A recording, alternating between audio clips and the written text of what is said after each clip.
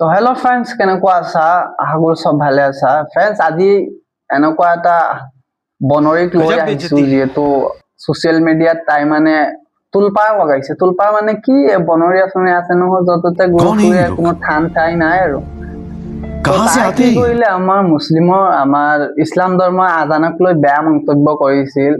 তো গোটেই অসমবাসী ৰাইজে তাইক ধৰিছিল, পিছত তাইক কমা খুজিলে যেন তাই এনেকুৱা আৰু ছচিয়েল মিডিয়াত আহি তাই এনেকুৱা আলবাল নবকে, এনেকুৱা তাই ছচিয়েল মিডিয়াত আৰু একো নকয়। তো আপোনালোকে কি ক'ম এতিয়া, চাওক, এইখিনি চাই লওক।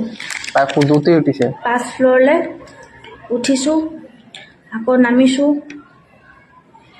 কাৰেণ্ট নাই, কাপোৰ একদম ধুম, এতিয়া গৰম উঠিব।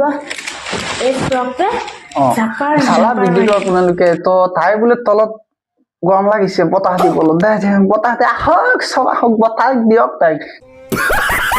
কেলা বনৰী, তোৰ নিচিনা বনৰীজনীৰ কাৰণে গোটেই অসমৰ, আমাৰ গোটেই অসমীয়া জাতিৰ ছোৱালী বিলাকৰ কি হৈছে, লাজ পাইছে সিহঁতে।